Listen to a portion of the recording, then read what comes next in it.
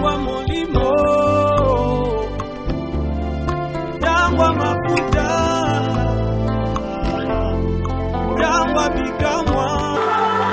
J'invite des personnes, il reste la troisième personne. Il reste la troisième personne. Merci Père. Aïe aïe aïe aïe. Ah non non, c'est là-bas. Et là, comment non? Non, il n'est pas là-bas, chata. Non non non non non non. Il m'a laissé. Je sais pas comment commencer mon message. Il m'a laissé. Père, tu es élevé ce soir. Tu es élevé ce soir. L'homme que je suis, que je dis. Parce que toi tu sois élevé, qui suis-je moi pour parler? Ainsi moi que je choisis, et je prie que les oracles de la part de Dieu puissent sortir. Les oracles qui étaient prévus pour l'équipe de ce soir se manifestent.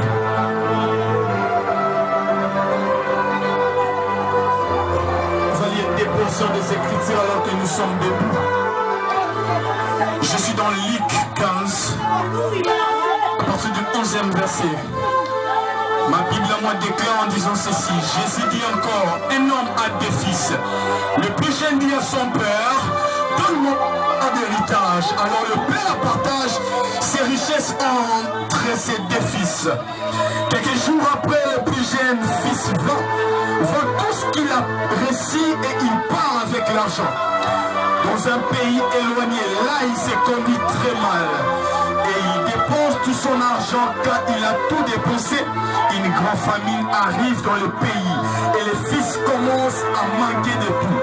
Il va travailler pour un habitant de ce pays. Cet homme l'envoie dans les champs garder les cochons. Le fils a envie de manger la nourriture des cochons. Mais personne ne lui en donne. Alors il se met à réfléchir. Il s'est dit, chez mon père, tous les ouvriers ont assez à manger. Et même ils ont assez à manger, ils ont même trop mangé. Et moi ici, je meurs de faim. Je vais partir pour retourner chez mon père. Et je vais lui dire, Père, j'ai péché contre Dieu et contre toi. Père, j'ai péché contre Dieu et contre toi. Je ne mérite plus d'être appelé ton fils. Mais comme si j'étais l'un de tes ouvriers, il part pour retourner chez son père.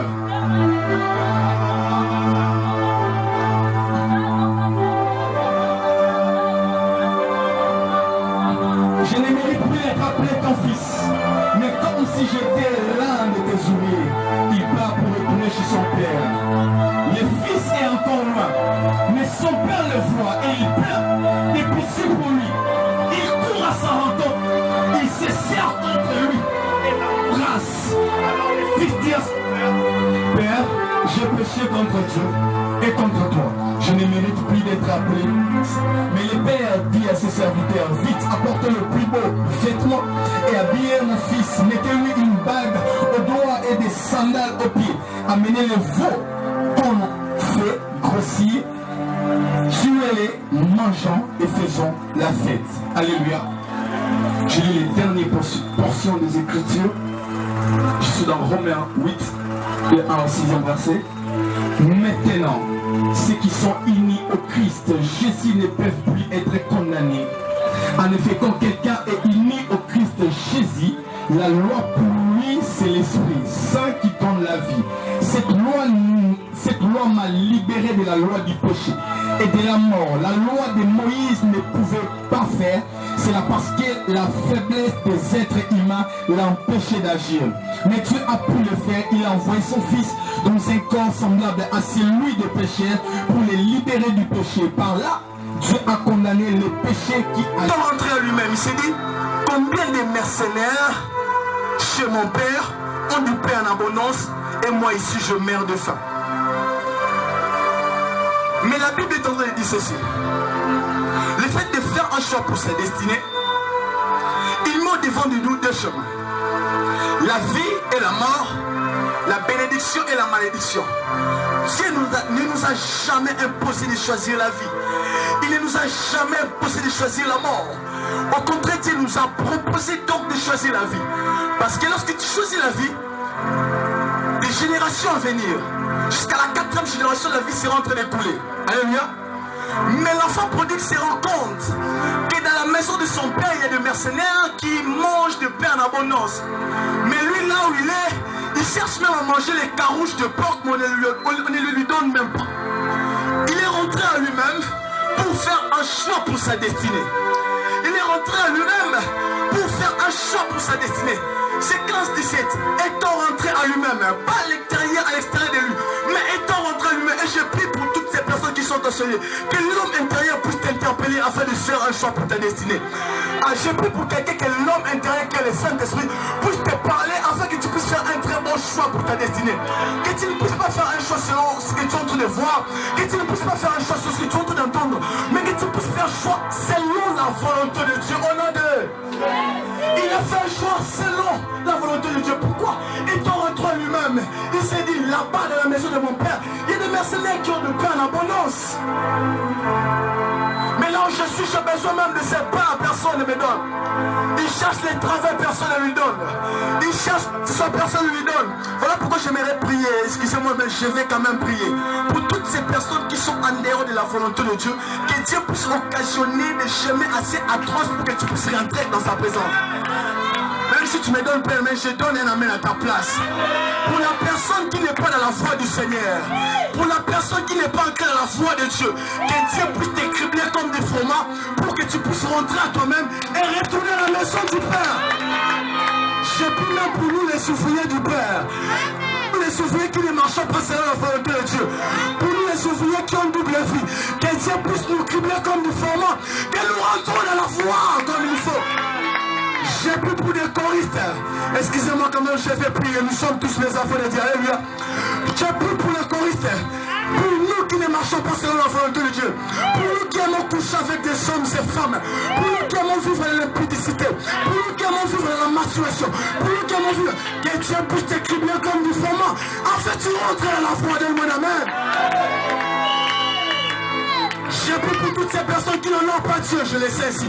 Je ne sais pas pourquoi je dois insister là-dessus. J'ai pris pour toutes ces personnes qui n'en ont pas Dieu, qui aiment mentir, qui aiment voler, qui aiment tromper, qui aiment avoir une double vie. J'ai pris pour toi, j'ai pris pour toi ma soeur, j'ai pris pour toi mon frère, que Dieu puisse te ramener dans le chemin qu'il faut.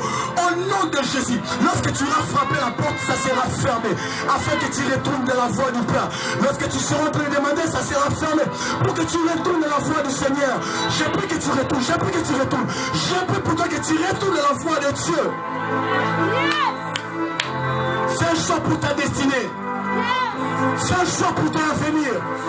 Tu ne sais pas ce qu'un jour peut affronter. Tu ne sais pas. Mais que Dieu, si demain Jésus revenait, tu ne sais pas là où tu seras. C'est maintenant qu'il faut faire un choix. C'est maintenant qu'il faut faire un choix. La transformation pour être... Une transformation, ça pour te faire un choix. Tu peux vivre une transformation, ça pour te faire un choix pour ta destinée. Je prie pour toi ce soir que tu puisses faire un choix qui va faire en sorte que tu retournes à la maison du Père. Donne-moi l'amen. Donne-moi l'amen. Donne-moi l'amen. Dans les minutes qui nous restent, on fait 4 minutes, on va achever le message. Est-ce qu'on va acclamer pour le roi des rois?